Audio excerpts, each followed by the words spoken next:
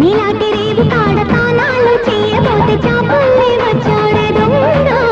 ఏం చెప్పేది నా సామి రంగా బావగారు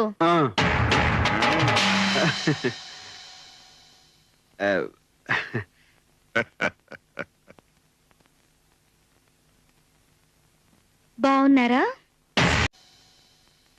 బావగారు